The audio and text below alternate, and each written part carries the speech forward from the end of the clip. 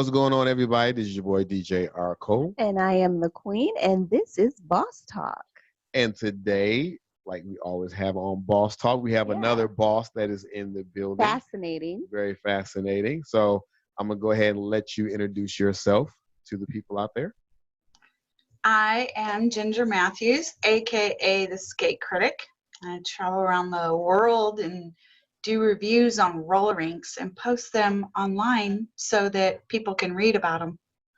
And what I like about this is that it's really dope because you're the only person that I know of that is doing that. Yeah, because I was wondering, there is no other skate critic, right? There Nope, should be. I am the only one. The only Unique. one. The only one. And we Yeah. definitely appreciate it because I see your reviews on the rinks all the time. And, I actually follow your Facebook page, which is, awesome. You have a lot of followers. So, a lot of people appreciate the work that you do, and you are doing very phenomenal work for the skate community and the skate culture. So one of the things that I would like to ask first is, how long have you been skating? I have been skating since I was 4 years old, so 49 years. 49 years. Wow. And I read in one of the articles how I found you was that your parents also skated. Yes. My mom and dad met at Valley Vista Skating Center in Hayward, California. My mom was an artistic skater. My dad was a rink rat. He kept trying to talk to her, and she told him, if you're trying to get me to go out with you, you're going to have to learn how to skate. Okay. So sounds like a skater. He got pissed off. He told my Uncle Joe, he goes, I don't care if I ever see that broad again. I don't want nothing to do with her. I'm done with her. And they left the rink. And the following Friday, he took his entire paycheck and went down the rink and bought a pair of skates and learned how to skate. Wow. That broad must have had something on him, huh? Oh, yeah.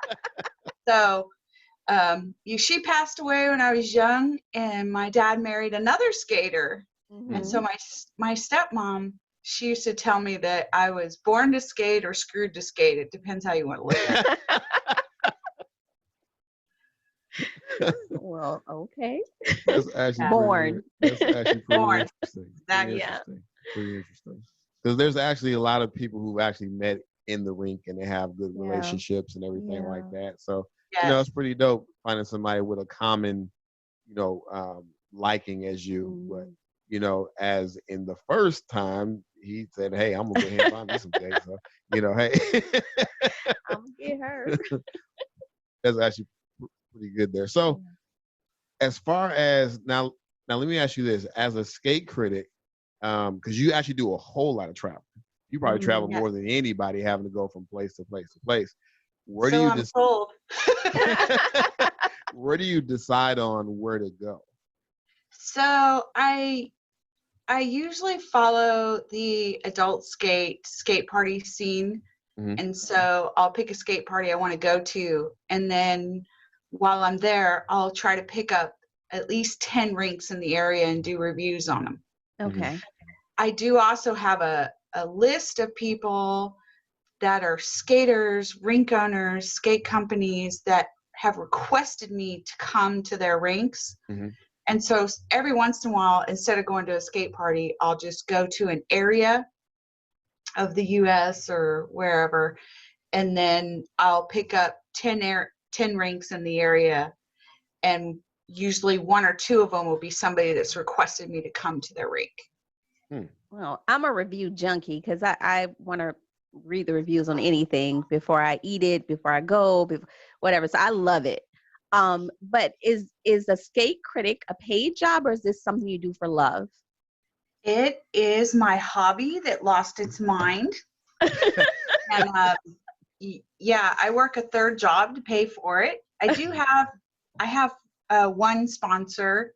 Mm-hmm. So of course it would be ideal to get some more sponsors. Really? I mean, you would think they would want to sponsor you, because if you're doing your job and you're really promoting them, if they're doing their job, that they would want to sponsor you. Rink owners, they either really love me or they don't like me. Yeah, it's double-edged sword. Yeah. But no, it's not a paid position. It's all about love, and It started as a hobby. It started as I wanted to skate every rink in California. That was my goal. Okay. And I come from a long line of skaters. Like my uncle's a pro. We used to own a rink. We currently have our family has our hands in like a couple roller derby teams. Mm-hmm. Had a cousin that was on the U.S. team for roller hockey. You know, we could just go on and on about all the people in my family that have their hands in different sections of skating.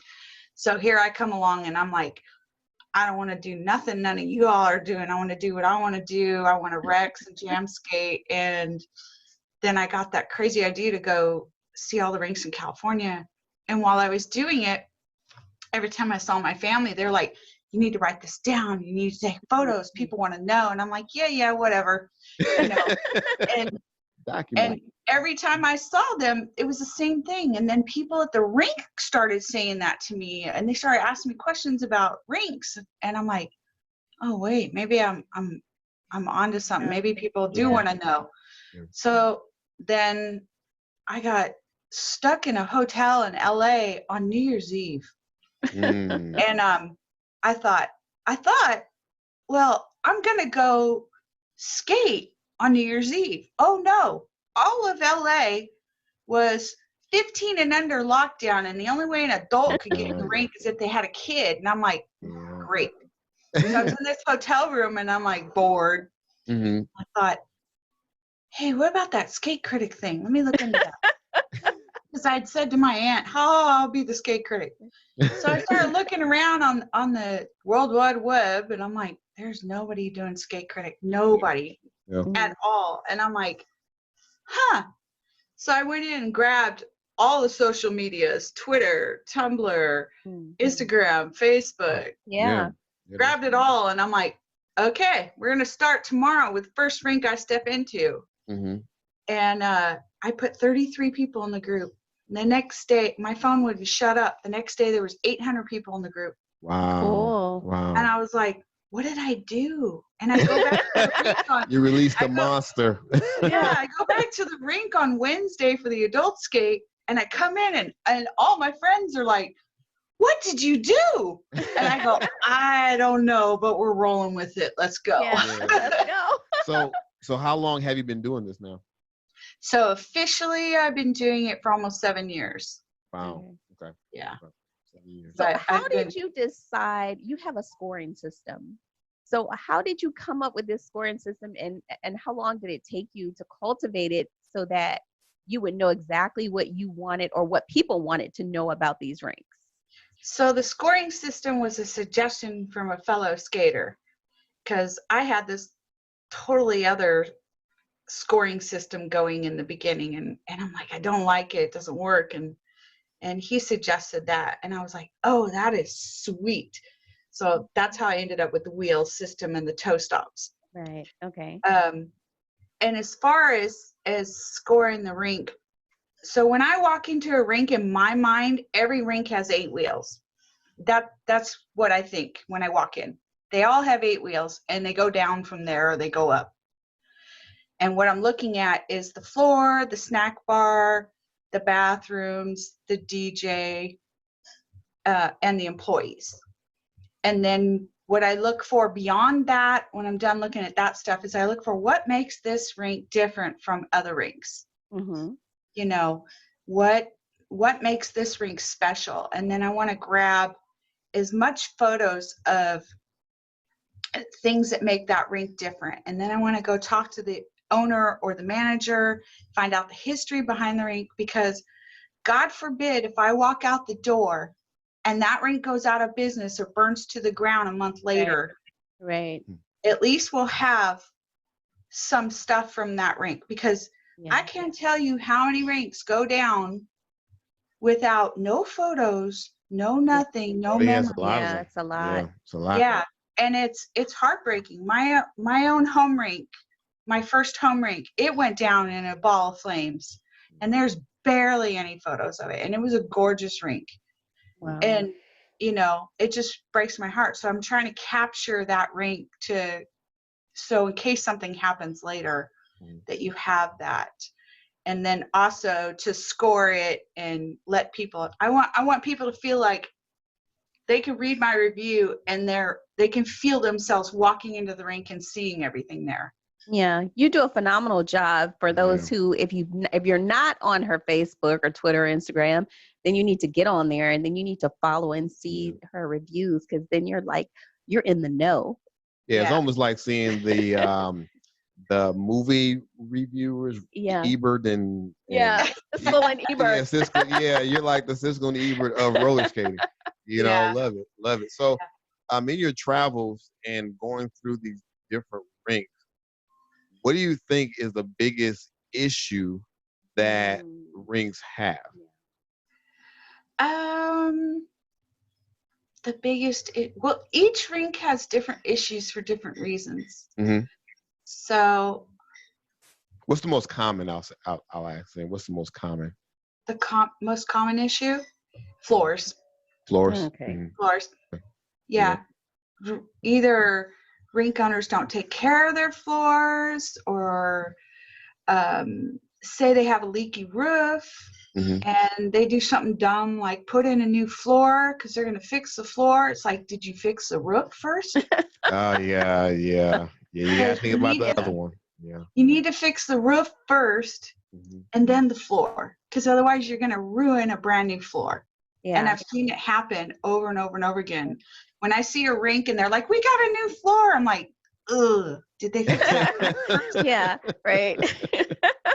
It doesn't make no sense to put in a $200,000 brand new gorgeous wood floor and you didn't fix your roof that would have cost you like $30,000 to fix. That's crazy. Now, do they ask you for suggestions, or are they acceptive or receptive to your suggestions that you give them, or you just kind of wait for them to ask you? So most rinks are very receptive to what I have to say.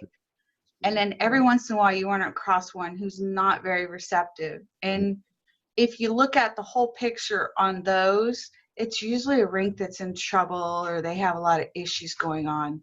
So they got, they know what's going on with their rink. They know what they need to do, but they don't want to hear it. Right. So you chose Oak Park as your like all-time highest rated favorite skating rink, and that was one of my finds that I found this rink and I thought, like, this is phenomenal. But you said this is the all-time favorite, so everybody has to rise up to this level. So why did you choose this one, and tell the people what's so great about it? Well, first off, I have a favorite rink in every state. And people always ask me, they go, what's your favorite rink? And I really hate that question, because in reality, I love them all. The crappy ones, the good ones, I love them all, because I see something that most people don't see in them. Right. If I had to choose though, somewhere that, like, if the Oaks calls and says, we're having a skate party this Saturday, I'm gonna be like, do I have any points on my Southwest so I can go up there? I know, because they got, what did they get? 8 wheels and 2 toe stops. 2 toe stops, right? Yeah. So that rink is the oldest rink in operation. It is the last rink in an operating amusement park. It is the last rink with an actual pipe organ. It is the second largest skating floor in the U.S. It's 100 by 200 feet. Wow. And just to put that in perception, most rinks you could fit into their skate floor. That's how big it is. Wow. So it also has 3 practice floors, and 1 practice floor in the back is a wavy floor for fun. And then they have a regular practice floor. And then they have a practice floor for the kids. The kids are not allowed on the floor unless they can skate, so they don't get run over. That's cool. It's also a rotunda floor, which is a top of the line skate floor. And then something else about that rink is it's on the shores of the Willamette River. And so that river floods. Right. And the first time it flooded, it took out their skate floor. So they replaced it. Started over again. and it was, I don't remember how many years later, Yeah. but it flooded again. And when it flooded again, they said, we can't, you know, keep putting the skate floor in here. Yeah. This isn't going to work. And so Army Corps engineer stepped in and said, if we build a skate floor that won't flood, would you stay? Mm-hmm. And, you know, they were like, yeah, sure. They came in and dug out this area under the skate floor, mm-hmm. and they put 250 pontoons under there. And then they built the skate floor on top of it. And so when the water floods, and everything in the rink is portable. So when it floods, they put all the stuff on the skate floor, and then they cut it loose from the walls, and it floats up with the water. Wow. It goes like this. And then it goes down. They clean up the rink, clean up all the mud and water, and they put everything back together, and they're up and running again. Wow. That's dope. That's amazing. That is amazing. And when you skate on this floor, you can feel the music all the way around because it's got those pontoons underneath. It's actually DJ Wildchild. I told him he'd love that rink, and he's like, yeah, whatever, you know. He went out there and he did a live, and they requested him to be a DJ, and he was just, oh my God, you can feel the music all around. And I'm like, dude, I told you. That's pretty dope. That's pretty dope. Yeah. Wow. Yeah. Now, so when you're, well, see, I can ask this. Okay, so we know your favorite one. Okay, though your least favorite one, don't say their name because we don't want to put them out there like that. Yeah. No. But why? Like, how you want to know? Like, how did? Yeah. It what was like, what the it? least favorite? Yeah. What about it was like? No. So there's this rink on a farm somewhere in the U.S.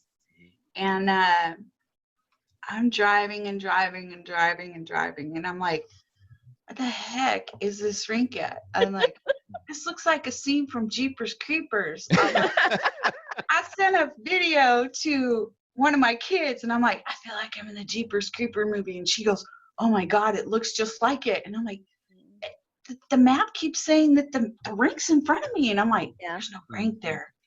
You know, and all of a sudden I passed by this building on a farm, and I'm like, it said the rink was around the corner. I go around the corner, there's no rink. And I'm like, okay, the only building out here is that farm. So I went back, and here's this rink on this farm. And I'm like, all right, well, here we go. Wow. And I walk in, and it was just filthy from the minute I opened the door. And I paid the money, and I go in, and there's like these kids running it, and it's filthy, and the floor has 2 huge cracks, one across this way, one across this way. It's a concrete floor. And then they put a slab of carpet in the middle of it and glued it to the floor. And I'm like, oh, wow. What the heck is going on here? Wow. You know? Is this place in Virginia? Is it in Virginia? It's in Georgia. Oh, okay. So I'm like, I lift my hands up. I'm putting my skate. I got dust everywhere. I'm like, I can't even sit down. I got dust all over me. The place is dirty. There's cobwebs. I'm like, oh Lord. So I try to make the best of it. And then I skate for a few minutes, measure the floor, take pictures, and I'm like, I'm gonna go find the owner and talk to him. And so I asked one of these kids, oh wait, before that, I go to the snack bar and I'm checking the snack bar out. The kid behind the counter is picking his nose. Oh, wow. Like, I hope you didn't buy anything. He goes, can I help you? And I said, no, I'm good. Nope. So then I go take my skates off, and I'm like, gonna find the owner, ask him some questions. And they're like, oh, he's right there. And it was this dude, and he had like his sleeves up and a bottle of Clorox in one hand and some kind of other cleaner in the other. And he's walking around and stumbling. And I'm like, oh my. And I walk over to him, and I try to talk to him. And then I got within 3 feet of him. I realized he is drunk as a skunk. And I'm like trying to talk to him, and he's not contemplating what I'm saying to him, let alone his answers don't make any sense back. And I just, at one point I was like, okay, I need to go. And I'm like, thank you, sir. You know, and I walk out the car. I put my skates in the car, and he's standing there. and he's like, aren't you going to come in and sit in my office and we're going to talk about this review? And I'm like, no, Yeah, I have another rink to go to. I'm like, and he's like, but we can hang out. We could, you know, and I'm like, oh, I got to go. Wow. I really got to go. I really got to go. And I'm like, so that would probably be the rink I don't want to revisit if I don't have to. But honestly, if I hear that, you know, the rink got passed down to the kids and they straightened the place out, then I would go back. Okay. But I'd probably take some backup with me. Yeah. So when you pop out and you go to the rink, did you say, because I saw in the article, did you say, hey, I'm Ginger, I travel worldwide, I'm here to review your rink? Like, what's that first look? 9.5 out of 10. It's like, yeah, come on Okay. in. You know, and then and that other 0.5%, they're like, oh, could you come back on another day? Like it's gonna be better tomorrow or the next day. They basically feel like the city inspector just walked in on the inspector. Yeah. But 9.5 out of 10, I'm very well, you know, welcome. That's so cool. That's cool. Yeah, I hand them my business card and they're like, oh, sweet. What I like about this is that how you were saying earlier that it's a labor of love, because a lot of the stuff that the people do in the skate community, they don't realize that it's a labor of love. You know, a lot of people think I get paid and I'm rich. And it's like, no, I do this out of my heart. Every now and then I'll kind of get that question about us here, and I'm like, no, we don't make anything. This is just labor of love. You know, we actually talked to Skate Vids too, Doug Mike, not too long ago, and he was saying the same thing, that it's a labor of love. You know, so I definitely commend you on taking on this responsibility, because, like I said, there's nobody doing it, but it's something that needed to be done. Yeah, right. You know, definitely. It definitely needed to be done. So I definitely commend you on that. It's pretty dope. Thank you. Yeah, that's kind of my whole purpose is to let people know there's still roller rinks out there. It can be right around the corner from you and you have no idea. I can't tell you how many times I go do a review and I post it and somebody will chime in and go, I live 20 minutes from that rink. I had no idea it was there. Yeah. Yep. And I'll be like, yeah, it's right in your backyard. You need to go. Yeah. You know, and the other thing is of course, like I said earlier, to make sure that those rinks aren't forgotten, is to get rinks to bring themselves up. You know, like if they're lacking something, to come up on that and make their rinks great again. Definitely. And then the other thing is I keep track of all the live rinks in the US. I also keep track of all the dead rinks so that they're not forgotten. So I have a huge database of dead rinks, probably up to about 8,500 rinks. Wow. Do you know how many live rinks that we have that are here in the US? Of course I do. I have the only current live rink list in the country. Because all the other rink lists online are outdated by 12 years. Yeah.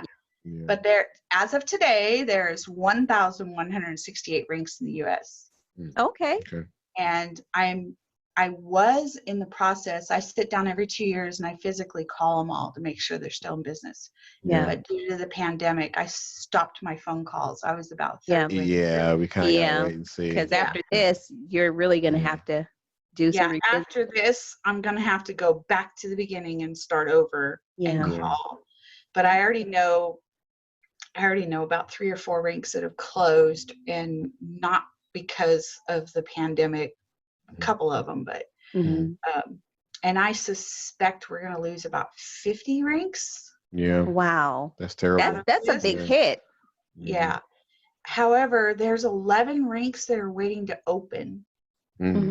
So if you look at it that way, we're only going to lose 39 roughly. Yeah. And that's my guess. So we'll find out when I'm done and I sit down and call those 1,100 rinks to make sure they're all in business, and then I'll have a good number of what actually happened. Yeah.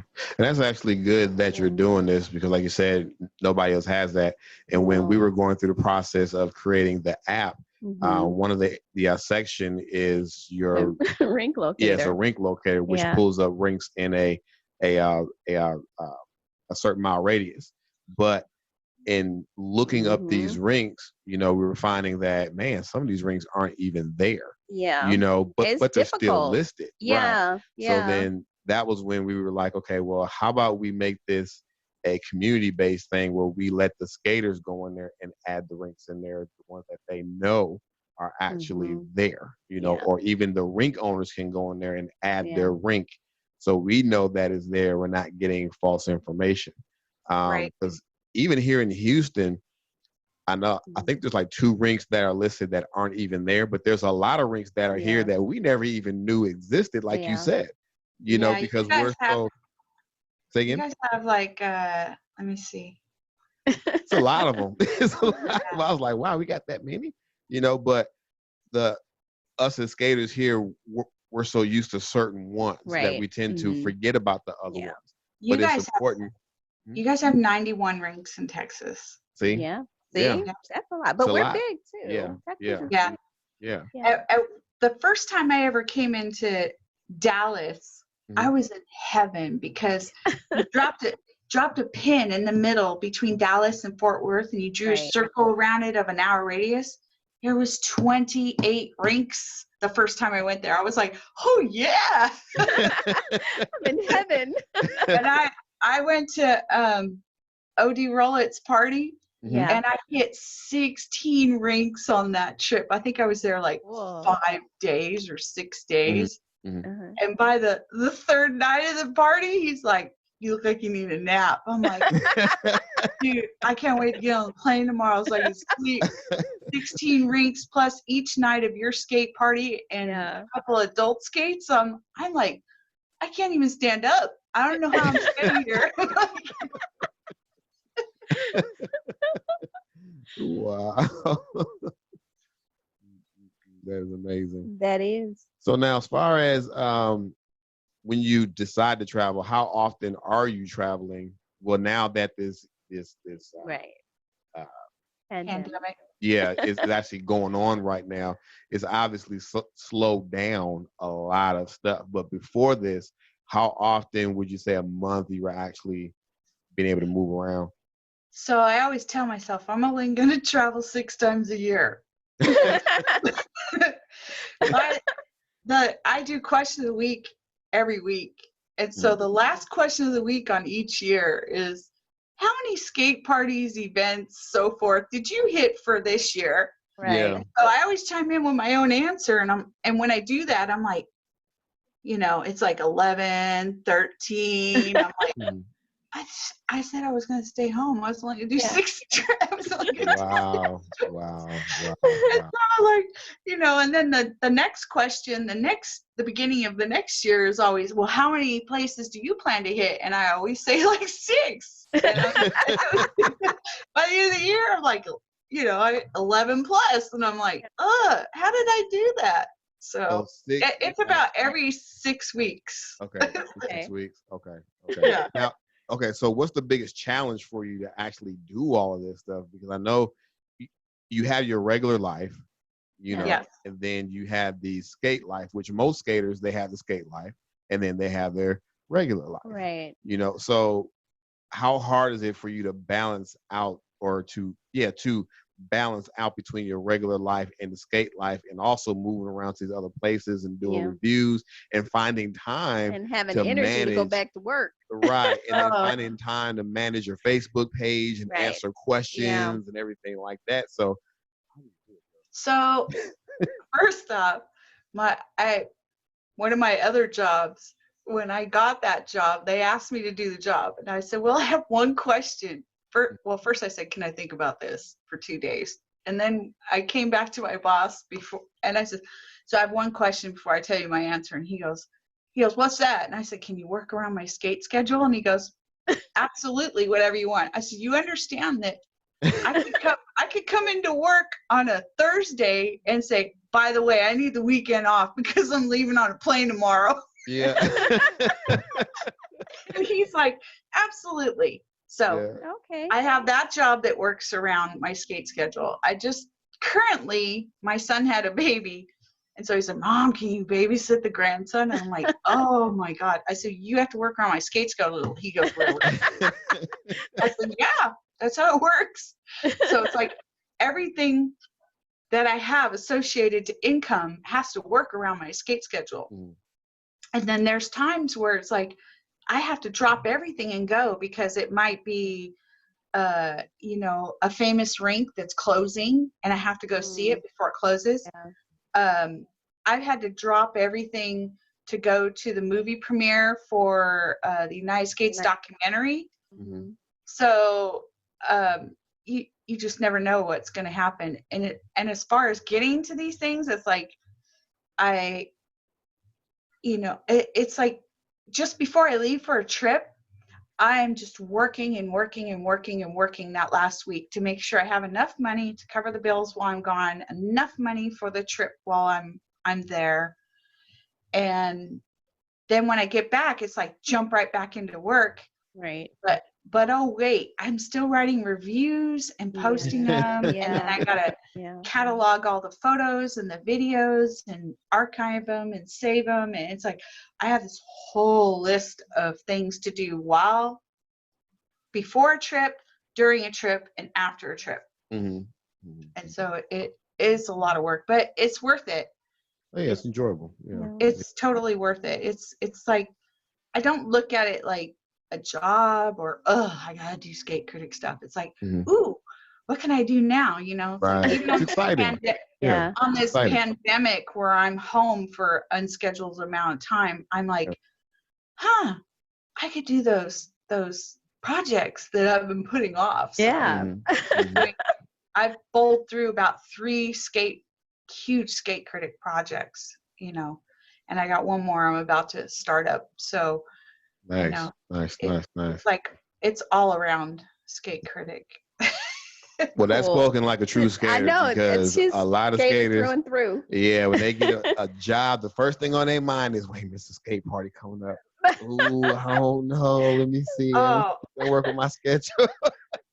The other day, I had to sit on the phone with Southwest, and I had to change out 3 flights and look for 3 new skate parties down the road. Yeah. Because of, you know, our own skate party canceled, then Soul Skate, and then a couple other ones, and I had to change out, and I'm like, oh damn it, where am I going now? Go? Yeah. So I had to change out these flights, and I changed one to like the second week in July, I think it is, and I'm like, I don't even know if we're going to be out of this by then. Yeah. And I'm like, and even if we are, like, we talked to some of the organizers and they're kind of still like up in the air, because even if we are out, will people have money to go and enjoy themselves and partake in it? So it's going to be a little bit difficult, you know, for people even once we're done, because now you have to make up for all the time we've been sitting at home and able to work for those who can't work. Exactly. Exactly. So for anyone who's actually thinking about starting a rink or buying a rink, because let's face it, having a rink is a lot of responsibility. It is not easy. What would you tell them their first thing to focus on? The first thing they need to do is they need to go to the Roller Skating Association and join. Mm-hmm. And they have a whole program there to help them get started on a rink, to do the business plans, every connection they need for the rink, to, you know, from the carpet to the snack bar to the floor. The only advice I ever say to people who are going to start a rink is buy the building if you can. Yeah, definitely. Buy it. Definitely. If you're going to lease it for 99 years, because you have no idea. And I've seen many rinks fail for those 2 reasons. One, they didn't buy the building. Mm-hmm. So they start a rink. It's a great success. 5 years later, the owner of the property comes in and goes, oh, I'm sorry. I'm going to sell this building. Yeah. You have to go. And it's like, you can't move a roller rink. It is damn near impossible to move a roller rink. The other thing is a lease. And I'll use Skate Depot, for example, in Cerritos. Jerry Curran and I sat down for about 3 hours one night talking about rinks, and he was telling me all about, you know, his theory on starting a rink. And he told me, worst mistake I ever made is I leased this building right here. He goes, I owned my other rinks outright. I leased this one. He goes, they talked me into it. The city talked me into doing this. They said, 35-year lease, you know, they said, come put this rink in the shopping mall. It'll be great. And he goes, I am a couple years from that 35-year lease. And he goes, I know it's coming. They're going to take it away. And they did. Wow. They took it away. And his rink was featured in the United Skates documentary. And they took that rink away. And, you know, it's like, you think 35 years is a long time? It's not. It's not. It's not. The first goes couple by of years, it goes fast. quickly. Yeah. Yeah. And, you know, it's like you started that rink and 35 years goes by and maybe your kids are running it now. And then the grandkids want to run it. And, oh, wait, the property owner is going to take that away from you. Now what? Yeah. Yep. All you've done is roller rinks your whole life. So what are you going to do? So I always tell people, buy the property or get like a 99-year lease. You never know what's going to happen. Because if your rink goes down in a ball of flames, let's be honest, it goes down in a ball of flames and you got a 99-year lease, you can just chalk that up in bankruptcy and call it a day. Yeah. Right. You know? But if it succeeds, 99 years is a long time. Yeah, it is. Yeah. How to rink. Yeah, it So definitely is. Yeah. And one of the things that we talk about with rink owners is like if you just have the rink and you don't have, like some rinks have amusement parks and different things that bring additional income. If you just have the rink, they're always struggling to keep the prices low, but still be able to maintain the facility. And I think a lot of skaters, you know, really don't understand that your $7 a night with there are only 50 people is keeping this rink afloat. I love that one. So every once in a while I'll be at the rink and somebody starts whining about the price or, you know, a skate party, either one. Yeah. And they'll be like, I spent $10, you know, and they're taking my $10 and you count all these heads and that's X amount of dollars. And I'll be like, you know what? Sit down right here. Let me tell you about that $10. And I start listing off all the stuff that has to be paid for. You got to pay for the property, the mortgage. You got to pay for the utilities. You got to pay the employees. You got to pay for the food. You got to pay for music licenses, insurance. And I just keep chalking all that up. And I said, when you're done, there's nothing left of that $10. Yeah, it really is. I said, where the rink owners make money is in the snack bar. Oh, wait, guess what? You're an adult skater, just like I am. We don't care about the snack bar. Right. I said, so we don't make the skate owners any money unless we're buying concessions, and we don't. Yeah. However, with that being said, I always say there's 5 things that makes a rink viable because the average rink makes $500,000. So in order to make over the $500,000, you have to have 5 things. So you have to have public sessions, birthday parties, an adult skate, and 2 of whatever you want. Roller derby, roller hockey, artistic, lessons, you know, you pick those 2, whatever you want. But if you have those 5 things, your rink is doing really good. And the reason I say you have to have an adult skate, yes, the rinks don't make any money on an adult skate. They often lose. Right. However, those adult skaters are like family and they're loyal to that rink. And that loyalty gets them to talk because we're really good at talking. Yes, indeed. Talk to all these other people and we drag them down to the rink and they learn how to skate. And then we get people to have skate birthday parties at the rink. Right. And so we bring in more people, which brings in the birthday parties for the rink, which brings in the kids who buy the concessions, which makes more money for the rink. Even though on an adult skate, the rink usually loses money, but they get that loyalty of those adult skaters. Yeah. And so that helps the rink out. Yeah. There are some cities and states that actually have an adult skate that is booming. I mean, they are Oh thriving, yeah. and it just shows how deep that skate community is there in that city and state. Right. So I've always been an advocate for the adult session. Like you said, you may not make any money, but in the end, you do have those loyal customers, who Correct. are loyal, and they will bring their kids with them and have the birthday parties. Yeah. And then so it's like a spreading of I hate to use the word, but spreading of a virus. Yeah. Right. They're telling this person, that person tells that person, that person tells that person. But at the same token, you have to make sure that your rink is welcoming too. Yeah. Correct. There are some rinks out there where the owners just are not welcoming. They want your business. No, they want your money. Well, yeah, they want your money.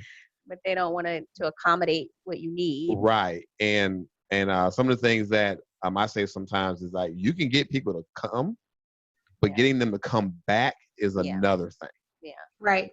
So you have to have that hospitality. Yeah. Like you said, skaters we're like a big family. So I always felt that, especially growing up, when I went to the skating rink, I felt like I was going to see family. Even though majority of them I didn't know, majority of them I did know. And like I said, it was like a family. So it's like going to these skate parties. You feel like you're going to a big family reunion. Yeah. And the staff makes a big difference too. If you have a welcoming rink, people remember that, because maybe the floor isn't that great, but when you came in and they were smiling and you got your skates and everything was cool and you had a problem and the DJ was cool and everybody was so welcoming, you kind of forgot about the floor so much because you had so much of a great experience from the time you walked in the door to the time you left. Right. You can kind of overlook some things when you get great customer service. Yeah. Right.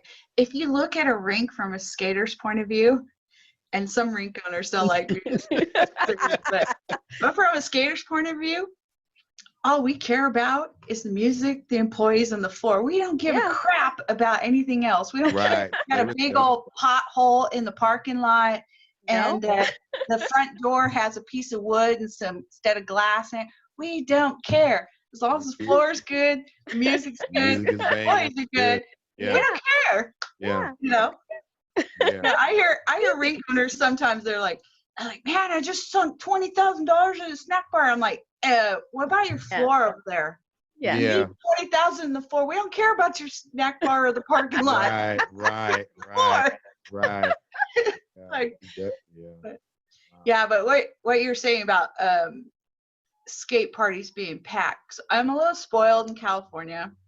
So we have 2 raw skaters, and we have skate parties every month.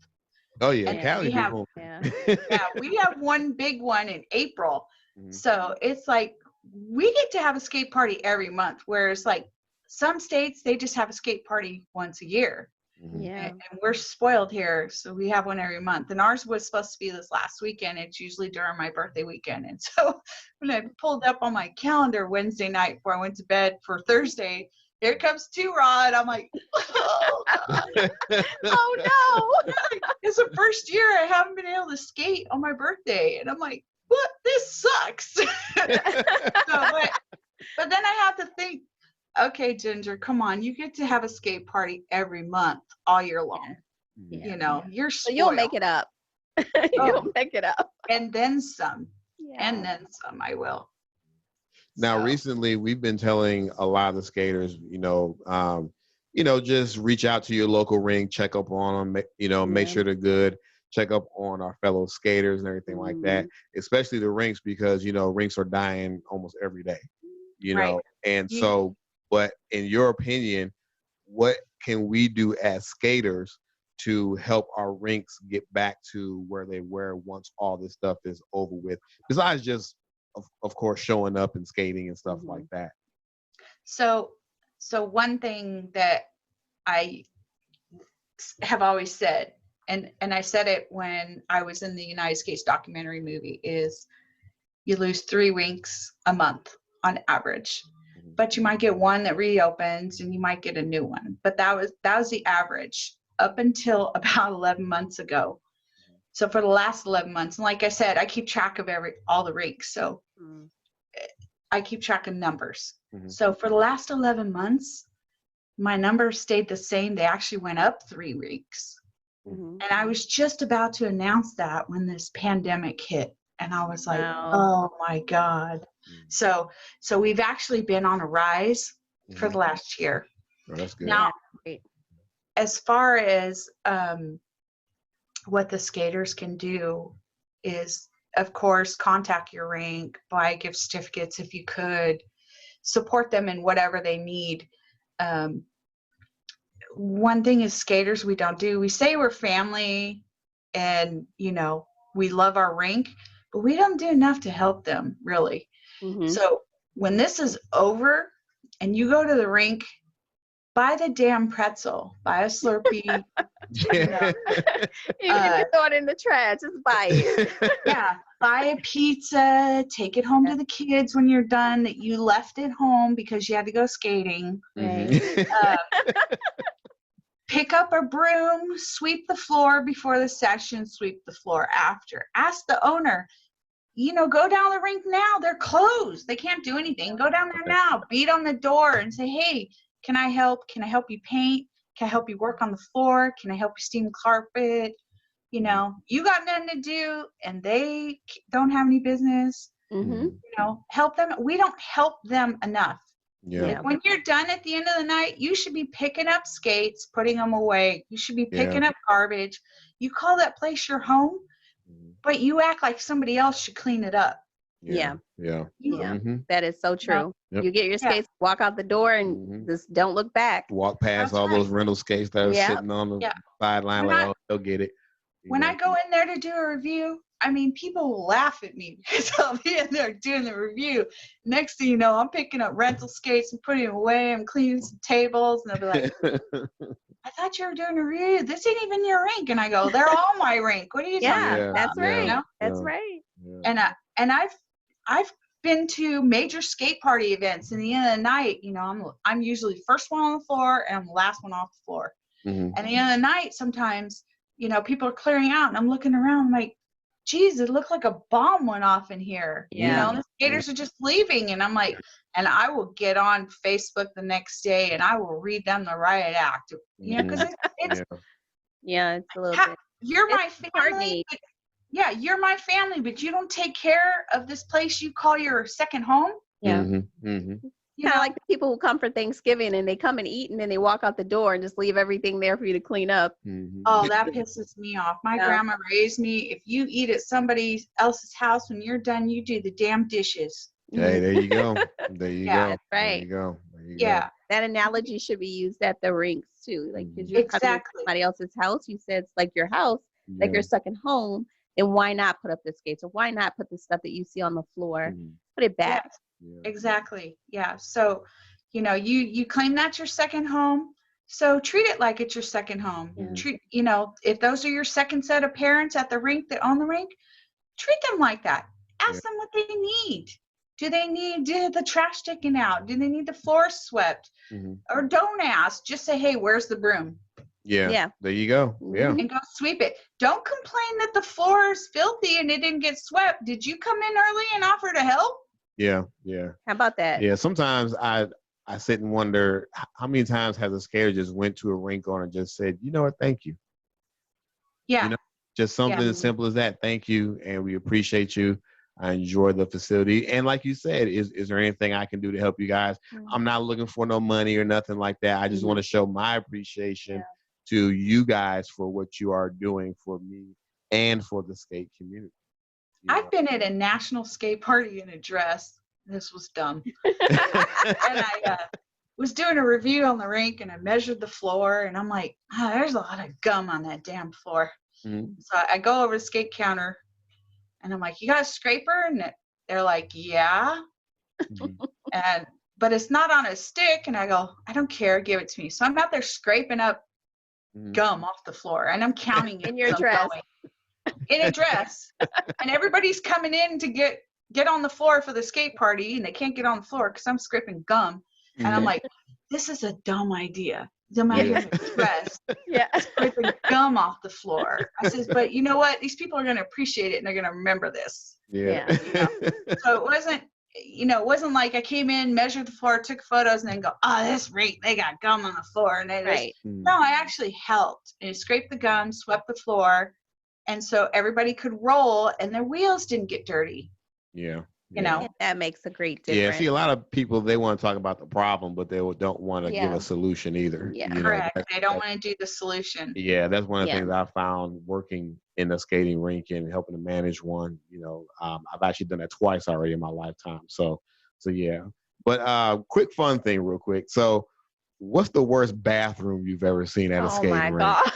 Because we all know. That's a major thing right there. Yeah. I try to forget them. Yeah. Without saying the name of the rink or anything like that, of course. The worst bathrooms, honestly, are some skate parties you go to. Halfway through the night, the floor's got water all over it and toilet paper and garbage, and it's like, when I see a skater in there and they're throwing water on the floor, I'm like, don't do that. To clean their wheels. Yeah. I'm like, that makes it worse. Let me explain to you why. Because you throw the water on the floor, you rub your wheels around in it, and then you skate on the carpet and you pick up all this shit from the carpet. And then you go out on the skate floor and drop it off on the skate floor. Yep. I says, and then the next person comes in the bathroom who may not be as good a skater as you. They hit that water and they fall and land in it. Yeah. And I said, that's a lawsuit for the rink. That is. I said, that's another rink down. I said, use butt wipes. I said, follow me. I have butt wipes in my bag. They clean the wheels up. They're alcohol. They dry fast. And then you go on the floor and you don't put anything on our beautiful skate floor. There you go. That's amazing. So y'all heard it first. Y'all stop putting water on the floor in the bathroom. Do you know? I'm gonna tell you a fun fact about Ginger, because I read this about you, that you went to the airport. You were in the airport. I think your son dropped you off one time, and you were bored, and you decided to put on your skates and ride around the airport. That was the Richmond Airport, Richmond, Virginia. And my son had to work the next morning at like 6 a.m. And so I thought, oh, I'm not going to make this poor kid get up. He lived 2 hours from the airport. I'm not going to make this poor kid get up at 2 o'clock in the morning and drive me to the airport, drop me off at 4 a.m. so he could be back to work by 6. So we went skating in Richmond to the adult skate. And I said, okay, just drop me off at the airport at, 9:30. That'll put you back home by 11:30 and you can get some sleep. And I get to the airport at 9:30. Everything is closed up, like locked. And I'm like, are you kidding me? What the hell? I'm like, our airports are 24 hours a day. What's going on here? And so he's like, Mom, you want me to stay with you? I said, no, it's all right. I'm fine. I got some snacks. I'll be good. So I went and plopped down on this sofa, and I was going to take a nap. And I thought, there's a couple other people in there, and I thought, I'm not going to take a nap with my $2,000 skates sitting here. Somebody snags my skates, I will have Forget your life. Forget your life. You're worried about all about the skates. I'm like, I'll just stay awake until the gates open at 4 a.m. And then when I get on the plane, I'll fall asleep.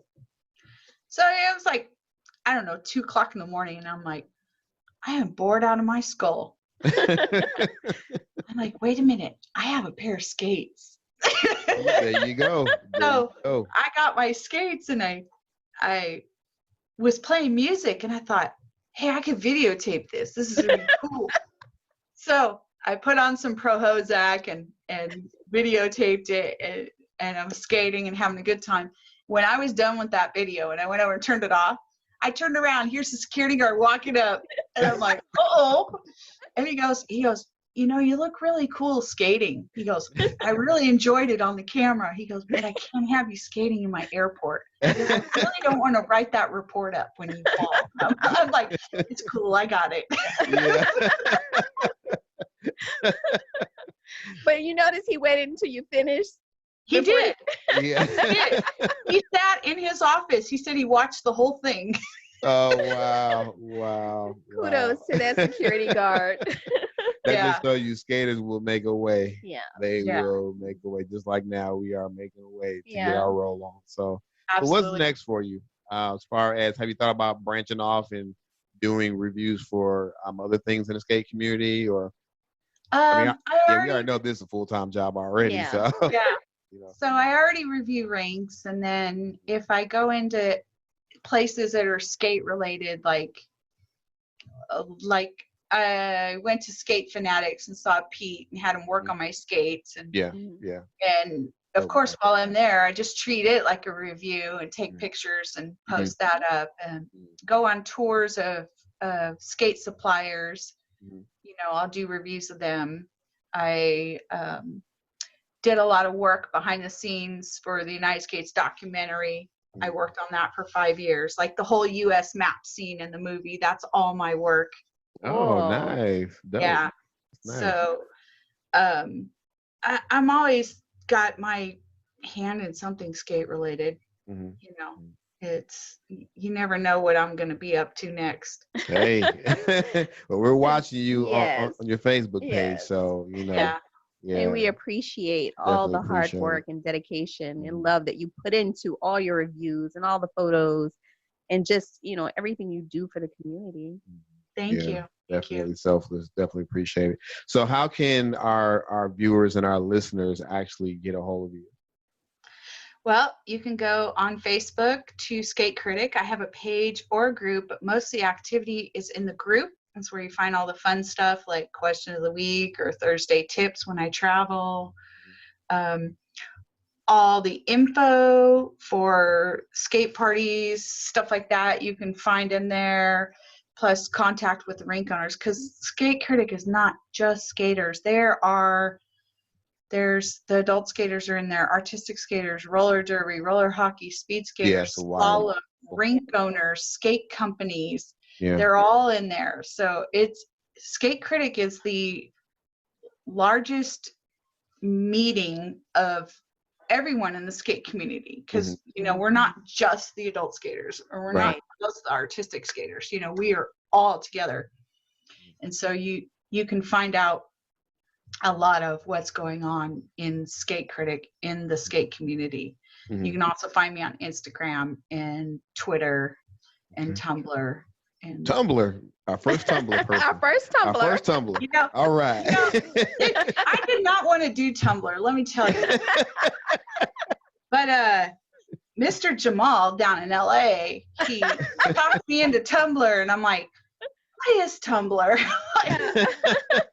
So I am on Tumblr. There's not much activity on there, but you know, I don't know. I don't know if Tumblr is going to make it in the world, but we'll see. Yeah, right now everything is TikTok. So do you have a TikTok? I have a TikTok, but not really. It's a personal one. I haven't done any videos. Okay. I was called out by some skater to do a video, and I still haven't got to it yet. So if I do that video, which I've been contemplating it, I cleaned up, you know, swept out my garage. I just have to pull my car out the garage, and I could do a video in there and skate around. So we're gonna be waiting for that video. Because